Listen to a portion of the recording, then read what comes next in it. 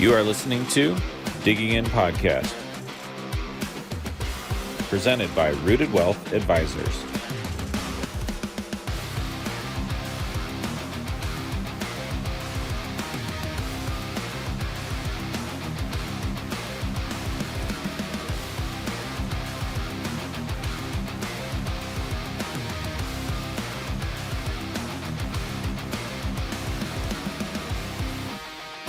Ladies and gentlemen, welcome back. Digging In Podcast. We are into season 3. And yes, you're seeing things correctly. You have a new host in the seat. I'm super excited to be here. And lucky for us, our first guest today is going to be the owner, the founder of Rooted Wealth Advisors, Zach Gray. John, I'm excited to chat it up with you, man. Yeah, man, I'm super excited for us to just have a little bit of one-on-one here on Digging In. As we had kind of discussed this morning, I think I have somewhat of a unique perspective on not only Zach the man, but the mind of Zach Gray. And really what I want to talk about is just going back almost 2 decades ago when I first met Zach, and ultimately how, his perseverance and, your, everything is just a challenge to you that you're going to overcome, and how that's really helped shape me today. But Zach, a lot of exciting things going on that we're going to get into another episode. Let me just start by telling a quick story of how... where are we going here? Of how we got to this point. So most of you know, I race cars with my father, and we were gone a couple weekends ago, and I was giving my old man a hard time about not putting a tool back in the toolbox in the trailer. And, my dad, just the guy is like, when did you become, so anal about these things? Because, tools got to go back. Wherever you take something, it better go back to where you got it from. Let's make sure the trailer's swept out. I'm really picky about all of those things. And I didn't really think about it at first. I thought, man, I don't know where that changed. But he's right. Something did change for me. And I think back to when I first started working on Zach's cattle farm.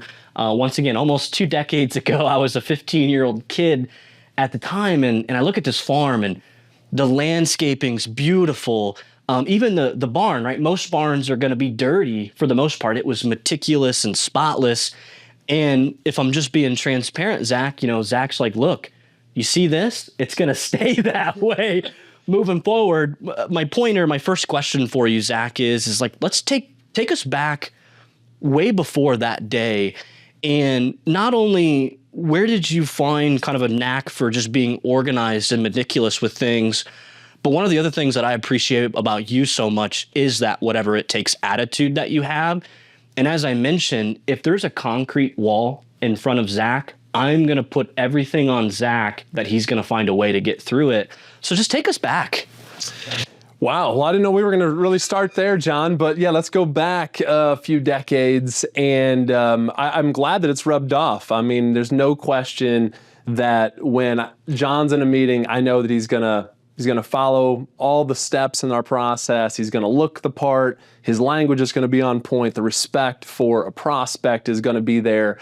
And hey, if I had anything to do with that, I love it.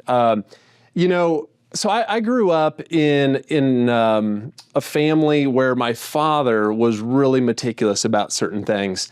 And I think that for the longest time, I just saw it as this is a real pain in the neck, right? Like we did have a small cattle farm, and we would come home from a cattle show on a weekend, and we would power wash out the trailer. It's a long weekend, and typically show day was your final day, and you'd come home on a Sunday night, school the next day. This guy's nuts, right? This guy's crazy. And, to a point of, buffing our show box, or the front of the cattle trailer. And, it took some time for me to find respect in that. I thought, boy, we're OCD. This is over the top. And I think that, though he never really voiced it this way, and we share it here at Rooted Wealth Advisors, is this general concept that everything communicates. And I believe that in my core. And I think that I saw it as a bit of take pride in what you have. And I think that I have a better respect for it now. And maybe you do as well, right? In terms of, I know that the racing for you has been, really was your father, and now it's become maybe a little bit more of you in the seat, and maybe that's more of a joint venture from what I understand and what from probably our listeners understand.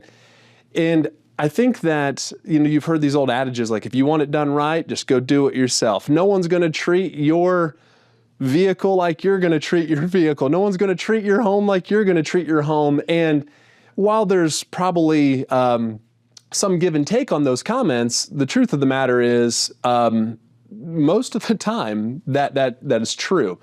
And I just will say that we do sometimes become a product of our environment. I think sometimes, we have to take a solid look in the mirror at really our own accountability. And I do think that stems with making sure that we're doing things the right way. I'm sure, John, you've read this. I know many of our listeners have probably heard this before, but the mindset of getting up and taking a step of action and of momentum. The idea that it's taught in the military to make your bed first so that you have checked the box of accomplishment to start your day. I don't think that those things are by happenstance, John. I think that those things are critical. And I think that if we can even build somewhat of our own self-discipline, that sometimes is the biggest mountain to conquer. And if you can conquer that, and if you can have any of that, you have an edge on the majority of people that are just wandering about, that don't have that discipline, probably have not set kind of their core value system. And we can get more into that. No, I love that. I've always had a ton of respect for your father, but I never really knew that. Like, I didn't know he had that same, I don't want to call it OCD, but for lack of better terms, kind of that mentality to him. And I think, probably in your perspective or in your seat, you saw that those type of little things, when we talk about everything communicates, sometimes that is what moves the needle. It's what's going to separate you from the other gal or the other guy. And you've obviously proved that, not only personally, but professionally. I even think back to when you first started dating your wonderful wife, Jenna Gray, before you had 4 awesome children. And I think it was me and Curdy, we were picking pens. So they had 6 different pens, and you would be darned if you left anything in those pens. Like, you want to make sure that all the, cow poop is picked up in those pens. And I remember you guys had just gotten home from traveling at some type of show, would have been my presumption there. And, me and Curdy were in there picking pens, and next thing you know, Jenna's grabbing one, Zach's grabbing one. Zach's looking in Jenna's pen going, I'll never forget that evening. But even just taking it a step further, kind of not only, why we want to pay attention to those details, but even thinking I didn't have any background when it comes to animals when I started working for Zach on his cattle farm. But when I was told that we were going to wash, blow out every single day, 30 to 40 head of calves that not only were not broken in, but we needed to break them in as well, I thought, every single day, all summer long, Monday through Sunday, well, you might get a Sunday off every few weeks. And I thought, surely not everyone is doing it that way. And it was the truth. And that's what helped separate your cattle business in the world from the rest. I mean, next thing you know, we're having blowout sales in the fall. We're winning grand champions, reserves. Like, we found a lot of success in that. And that was where I first learned you got to do whatever it takes. You got to, even if it's one extra step than the other person, to separate yourself in life in general. But take us a little bit further through that mentality and the cattle world, and then we'll try and bring that back into what we do today. Yeah. So I loved the cattle thing, and obviously, folks, if you don't know, the quickest of cliff notes is I had a show cattle farm. That's obviously where John and I met, and that stemmed back to my childhood. My mother grew up on a farm. My father did not, so it was new to him, and I took to it. For whatever reason, it just was something that I was intrigued with and wanted to be competitive with. Others in my family, like my brother, just wasn't his thing, and that's okay. And when we got involved, we were doing it pretty average at best. And I think that where the switch really flipped was my dad set out a challenge, right? Of, hey, if you can do these things, and it was at a little league tournament of all things. Okay. And I might have manifested some of this, John, in my mind, but it went a little something like this. Hey, you guys win the championship. We'll get you mulch, which is like the preferred bedding for the local county fair. And I didn't really have control over that, but wouldn't you know it, we had a pretty good team. The Danforth Tigers, shout out. And, we got to the point of being in the championship game. And then he leveled it up and said, hey, listen, like, not only do you need to win this championship game, but I want you to hit a home run. And I was actually pretty good at hitting. I was big and strong. Athletic is a far cry, but because it was a coach pitch, I could they would just barely lob it in there, and I could get a hold of one every now and again. So we ended up making that happen, and I think that's, as I look back on it, for me, it's a God thing. Who would have thought, like, okay, you have to go do this, and then, oh, hey, by the way, you have to do this. And it intrigued me to the point of, taking continuous steps. The next year, we went to what is called the Illinois Beef Expo, and I stood dead last. And there was a gentleman, and I don't know his name. I can kind of recollect what I think he looked like, and I wish I knew his name, because I would send him a card and say thank you, because he told me, hey, someone has to be last. Sorry that it's you. And I walked out of there thinking, I never want to be last ever again.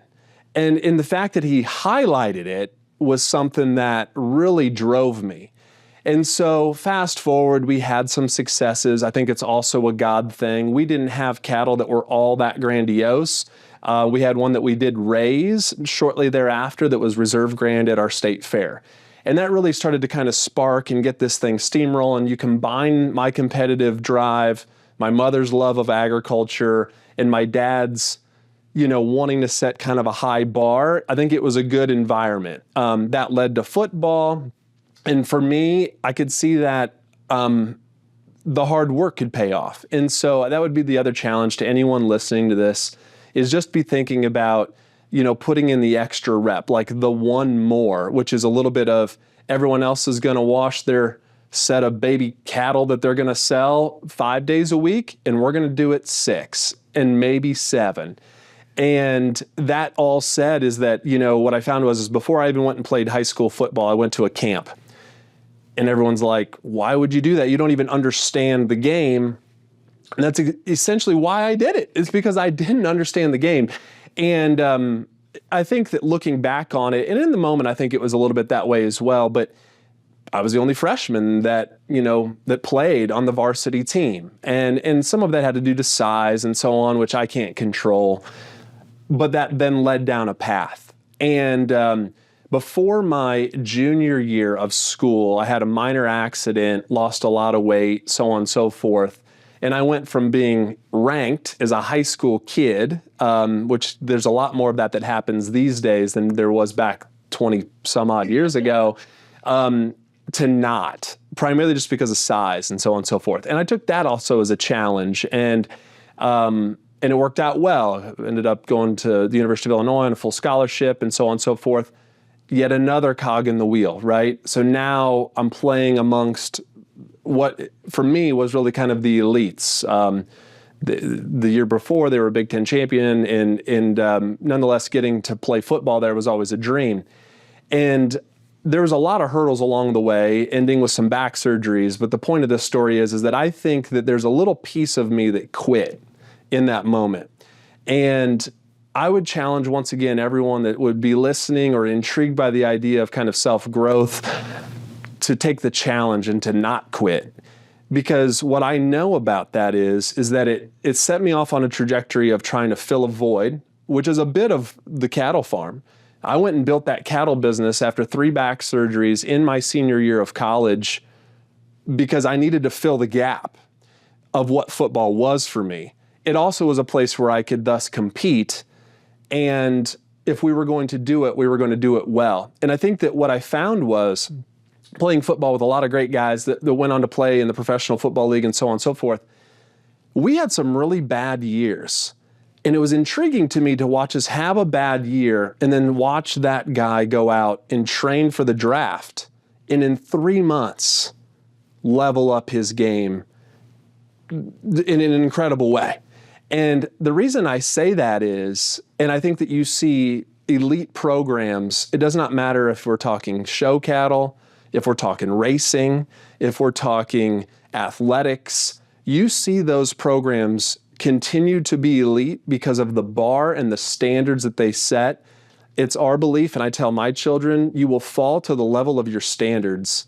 It's not about a feel moment. And by the way, I believe that we should have a very high emotional IQ. I think we should be very in tune with, our own kind of self-worth and how we're feeling. And I do believe that our mindset is something that needs to be cared for well.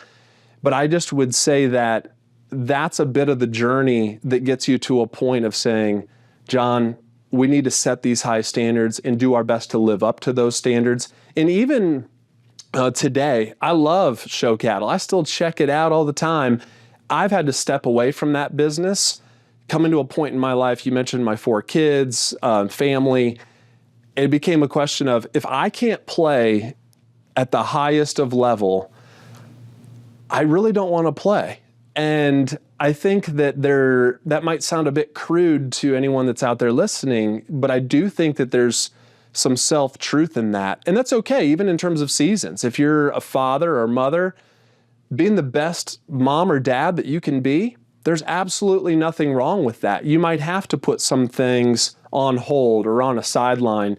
And I think that that is the way that I view my family, and thus it's narrowed its focus to this particular business, and we can go further. No, I mean, that was an incredible story. I think there was a lot of takeaways, and you had even mentioned no matter what season you are in your life, personally or professionally, I think all of that comes down to perseverance. So not only persevering when things get a little tough, but it's not only persevering, it's what are the extra things, no matter how small or little they may seem, that you're going to do that someone else might not be.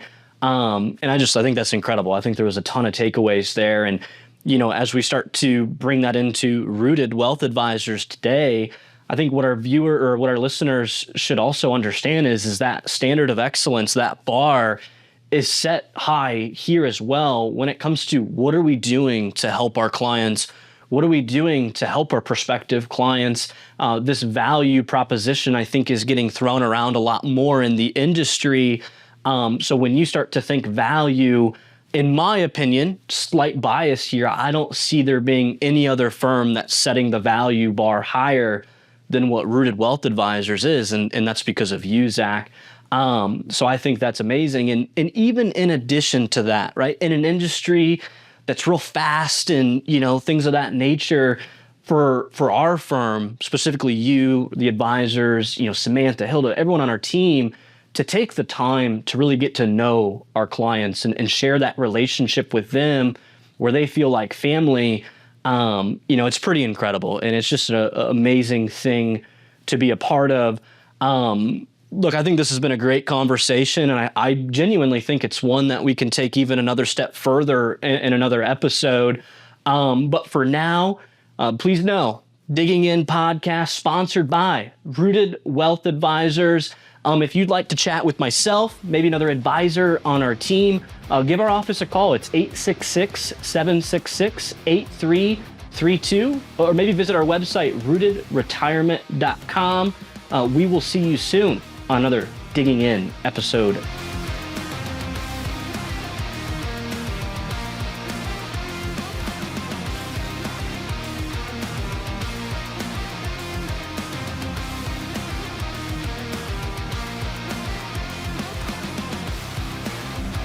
This was Digging In Podcast, presented by Rooted Wealth Advisors.